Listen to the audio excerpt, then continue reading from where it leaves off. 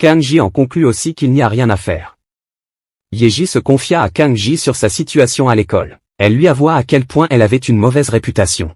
Et de surcroît si les gens apprenaient ce qui lui est arrivé, elle serait sujet à des commérages. Elle préfère éviter le pire et demanda à Kang-ji de garder le silence sur ce qui s'est passé. Néanmoins Yeji se surprend à se confier autant à un jeune homme qu'elle venait à peine de rencontrer. Le lendemain, à la cantine, Kang-ji prend un déjeuner avec ses amis. Ces derniers étaient toujours sous le choc face au changement du jeune homme. Ils faisaient la remarque sur le style de Kang-ji qui ressemblait vraiment à un voyou. Un parmi eux fait savoir à Kang-ji qu'il est demandé par le prof pour avoir séché les cours aujourd'hui. Il lui conseilla de changer son look extravagant avant de rencontrer le prof pour ne pas aggraver sa situation. Kang-ji répond qu'il a compris. Son ami lui demande ce qui lui est arrivé pour qu'il se transforme en bandit en une nuit. Un autre lui informe qu'il ressemble vraiment à Jeon Cheol. Ces remarques n'ont visiblement pas vexé Kang-ji. Au contraire, le jeune homme se sentait très flatté par les avis de ses amis. Il demanda sur un ton très optimiste s'il pensait vraiment qu'il ressemblait à un voyou comme Jeon Cheol. Ces derniers étaient à la fois choqués et scandalisés par la réaction bizarre de leur ami. Ils demandaient pourquoi il souhaitait volontairement devenir un voyou. Kang-ji demande à savoir s'il est nécessaire d'avoir une raison pour devenir un bandit. Il les assura quand même de tout leur expliquer plus tard. Ses amis lui suggèrent de devenir un voyou comme Jung Seok. À l'opposé de Jeon Cheol, il est plus fort et intelligent. Mais Kang-ji resta ferme sur sa décision. Il doit à tout prix devenir comme Jeon. Soudain une jeune fille se met à table avec eux en répondant à Kang-ji, comment quelqu'un qui aide les autres comme lui peut devenir un voyou. Il s'agissait de Yeji. La présence de Yeji les mit mal à l'aise. Il se demandait comment la jeune fille s'est liée d'amitié avec Kang-ji. Un parmi eux interrogea la jeune fille, comment Kang-ji l'avait aidé. Le jeune homme interrompt sa question en se justifiant qu'il n'avait jamais besoin d'une raison pour aider les autres de toutes les façons. Il se sentait tellement gêné qu'il quitta la table. Yeji proposa de l'accompagner. Sunji était présente dans la cantine. Visiblement elle ne semblait pas apprécier la nouvelle compagne de Kang-ji. Le jeune homme se prépare à répondre à l'appel de son prof. Il suiva les conseils de ses amis en changeant un peu son habillement. Il réfléchissait sur la sanction qu'on pouvait lui infliger et quel genre d'excuses il pourra donner pour se tirer d'affaire. Pendant qu'il enlevait les objets encombrants, il voulait retirer une bague sur son doigt. À sa grande surprise il constata qu'elle avait disparu. Il fouilla dans ses poches mais rien n'y fait. La bague s'était bel et bien volatilisée. Il se souvient que cette bague lui avait été offerte par le chauve. Ce dernier lui avait fait promettre de la lui rendre le jour de sa mort. Kang-ji fut saisi d'une grande frayeur. Il était perdu dans ses pensées, où la bague a-t-elle pu s'égarer? Il la chercha partout dans son casier, et au sol mais sans résultat. Alors que Kang-ji rechercha désespérément la bague perdue, Jeon Cheol apparaît derrière lui avec un air hautain, exigeant qu'il disparaisse de son chemin. Il le dégage d'un coup de pied. Le voyou était sacrément vénère. Le dos du jeune homme lui fait penser au gars qui a osé lui jeter la pierre sur la tête. Cette impression poussa Jeon à tabasser violemment Kang-ji. Sunji était témoin de la scène et pourtant ne réagit pas pour tirer Kang-ji d'affaire. Le voyou quant à lui prenait un malin plaisir à rouer sa victime de coups de pied. Kang-ji était KO au sol. Le voyou lui ordonna d'un ton menaçant de se lever avant de le mitrailler de vrais coups. Yeji intervient pour calmer les ardeurs de Jeon. Elle lui fait comprendre que la personne avec qui il a un problème, c'est elle. C'est elle qui l'avait giflé. Il n'a aucun intérêt à s'en prendre à Kang-ji. Jeon dit à la jeune fille de lui révéler l'identité du jeune homme avec qui elle s'était enfuie. Mais Yeji lui répond qu'elle n'en a aucune idée. Jeon Cheol commence à perdre les nerfs et menace la jeune fille de lui répondre. Cette dernière resta ferme sur ses propos. Le voyou péta un câble pas possible et conseille à Yeji de ne pas le prendre pour un con. Il est au courant que le suspect se cache dans l'école. Mais Yeji s'accroche à ne pas céder aux intimidations du bandit. Jeon décida finalement de lever la main sur elle. Yeji demanda s'il comptait réellement la frapper. Le voyou lui répliqua sur un ton résolu qu'il ne va pas se ménager parce qu'elle est une fille. La jeune fille comprit à ses dépens que Jeon Cheol ne rigolait pas. Afin d'arrêter Jeon dans son délire, Yeji eut une idée. Elle dénonça à tort Jung Seok comme fugitif dans le but d'intimider Jeon. Jung Seok était reconnu comme l'élève le plus fort de l'école. Yeji s'attendait que Jeon Cheol renonce à sa vengeance en entendant son nom. En effet Jeon craignait d'avoir affaire avec Jung Seok. Le simple fait de réveiller un colosse comme lui constituait une rude épreuve qui l'effraie plus que tout. Pourtant il ne pouvait pas non plus réagir comme si de rien n'était. Il prit son courage à deux mains et s'avança dignement vers Jung. Il lui ordonna de se réveiller. Yeji perd le contrôle de la situation. Elle ne prévoyait pas que Jeon aurait eu le courage d'affronter Jung Seok. Jeon renversa d'un coup de pied viol la table sur laquelle Jung se reposait. Toute la classe était sous le choc face à cette provocation. Trop tard, le Goliath venait de sortir de son sommeil et demanda des explications. Jeon lui posa la question s'il était celui qui avait aidé Yeji à se sauver. Jung Seok ne pigeait que dalle à ce qu'il raconte. Jion lui repose la question en exigeant une réponse. Jung Seok lança un regard sur Yeji et Kang-ji. Yeji était désemparé à l'idée que ce dernier dément ses propos. Il répond à Jion par une question, est-ce qu'il pensait vraiment que c'est lui qui avait aidé Yeji? Ce dernier lui répond de ne pas se foutre de lui avec sa question à la noix, qu'il n'essaie pas de lui faire croire que c'est un mensonge. Et quand bien même que ce soit le cas, qu'est-ce qu'il comptait faire?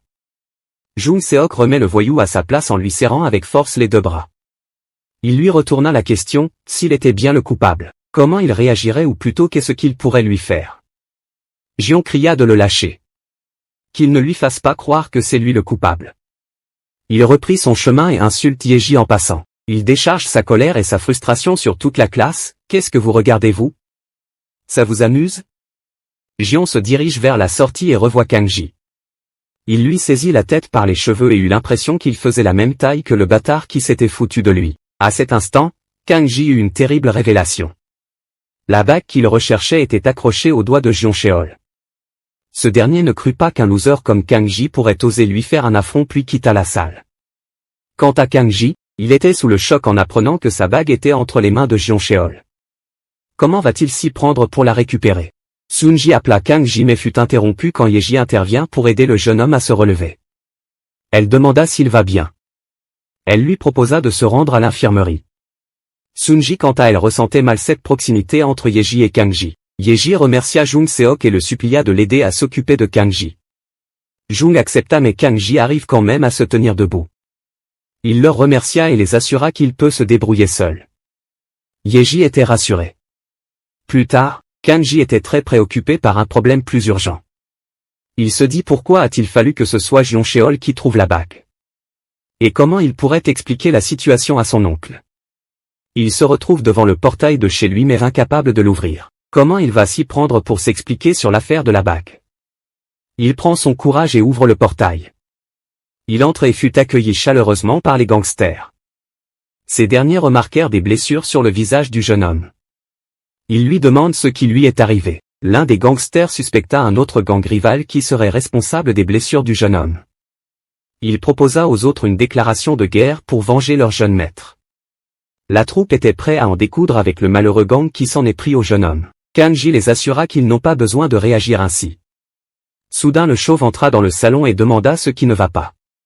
Un gangster lui répond que Kang-ji s'était fait agresser.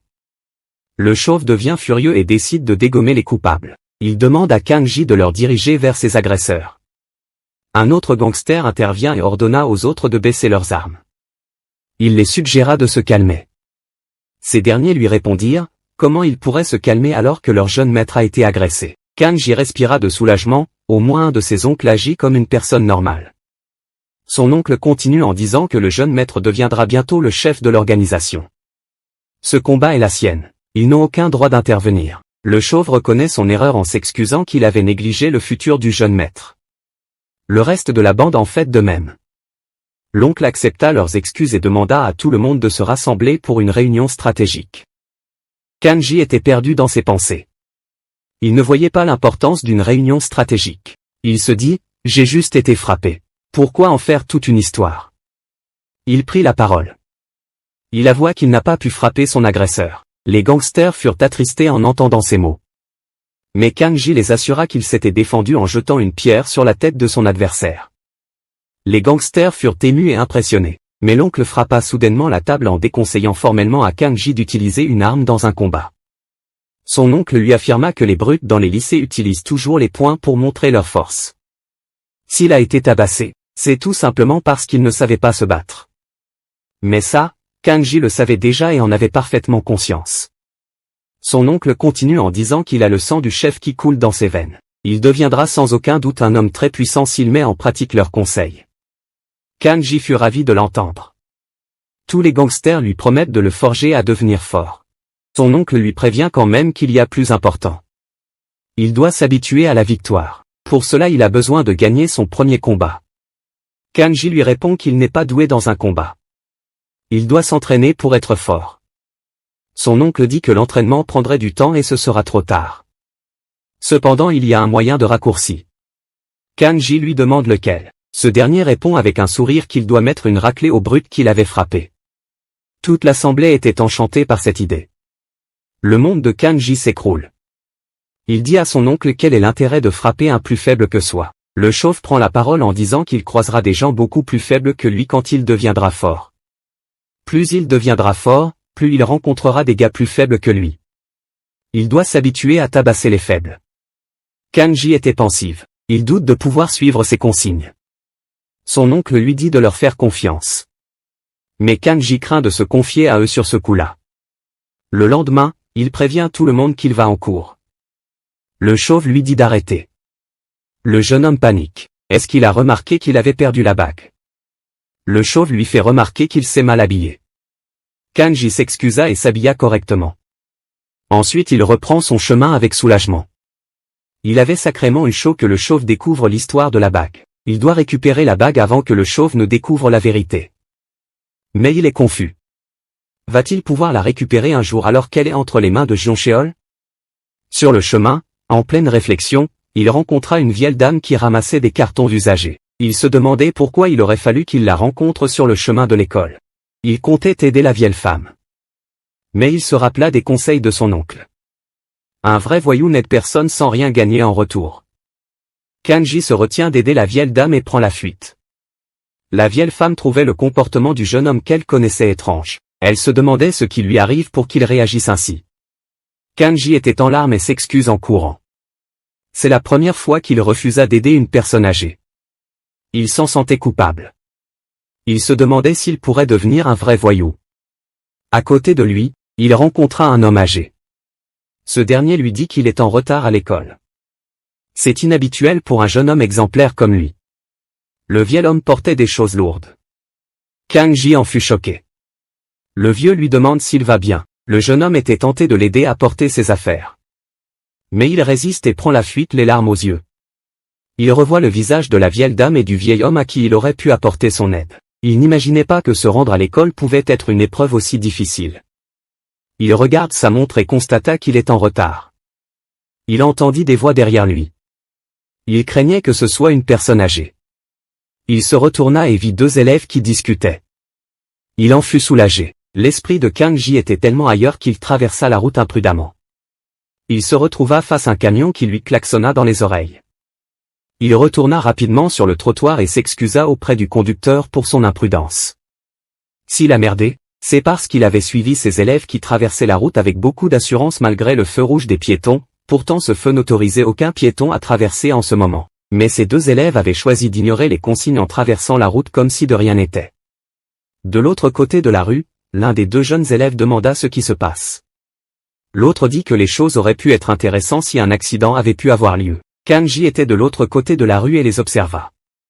L'attitude de ces deux élèves ressemblait vraiment au caractère de Jeoncheol. Soudain un camarade de Kanji apparaît. Il s'apprêta à traverser et demanda à Kanji s'il ne va pas traverser. Le feu vert pour les piétons était déjà allumé. Le jeune homme lui dit de partir avant lui. Son camarade lui apprend qu'il est déjà en retard et qu'il devrait se dépêcher. Mais Kanji insista en se justifiant qu'il avait quelque chose d'important à faire. Son camarade lui dit alors au revoir et continue son chemin. Le feu rouge est allumé et quand Kanji décida de traverser. Il cherche à imiter les deux élèves. Mais il manquait de courage et était figé sur place. Il y avait beaucoup de véhicules qui passaient en ce moment. Le jeune homme refusa d'abandonner pour autant et fonça. Il réussit à traverser la route de justesse. Un conducteur lui cria dessus, « Tu cherches à mourir ?» L'objectif de Kanji est atteint.